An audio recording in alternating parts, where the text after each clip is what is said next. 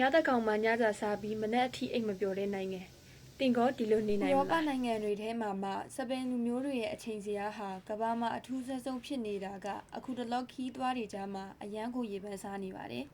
စပိန်ကိုပထမအဦးဆုံးအကြိမ်ရောက်သွားတဲ့သူတွေဆိုရင်သူတို့ရဲ့ထူးဆန်းတဲ့စားတောက်ချိန်တွေကြောင့်အတော်လေးမျက်စိလဲသွားတတ်ကြပါတယ်ဘာလို့လဲဆိုတော့စပိန်မှာနေ့လယ်စာကိုမွန်းလွဲ2နာရီမှစားကြသလိုညစာကိုတော့ည10နာရီဒါမှမဟုတ်ညတကောင်ရံကျော်မှစားကြလို့ပါပဲညတကောင်အချိန်မှာတခြားနိုင်ငံကလူတွေအိမ်မောကြနေချိန်မှာစပိန်မှာတော့ကလေးတွေပါအပြင်မှာစော်ကစားနေကြပြီးစားတောက်ဆိုင်တွေကလည်းနေကင်းဘက်ကထက်တောင်ပိုပြီးစီကားနေတတ်ပါတယ်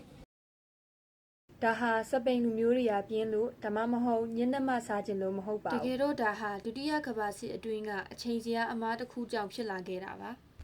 1940ပြည့်နှစ်မှာစပိန်အာဏာရှင်ဖရန်ကိုကဂျာမနီနဲ့အချိန်တူအောင်နာရီတွေကိုတနာရီရှိတိုးသတ်မှတ်ခဲ့ပါတယ်။ဒါပေမဲ့ပထဝီအနေအထားအရစပိန်ဟာဗြိတိန်ပေါ်တူဂီတို့နဲ့ပဲအချိန်တူသင့်တာပါ။အဲဒီနောက်ပိုင်းကစပြီးစပိန်မှာနေထွက်တဲ့အချိန်နဲ့နာရီအချိန်ဟာတနာရီကျော်လောက်ကွာဟသွားခဲ့ပါတယ်။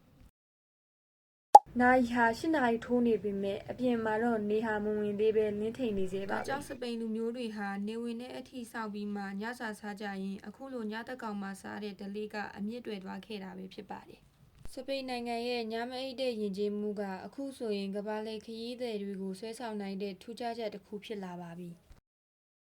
ကဲတင်ကောညတဲ့ကောင်မှညစာစားပြီးမနက်အထိပျော်ပါရတဲ့ဒီလိုလူနေမှုပုံစံမျိုးကိုနှစ်သက်ပါသလားဒီလိုဘူးတူတိုက်ရစရာကောင်းတဲ့အကြောင်းအရာတွေကိုတင်ပေးတော့မှမိုးရွှေကြီးအကောင်လေးကို follow လုပ်ပေးသွားကြပါအောင်နော်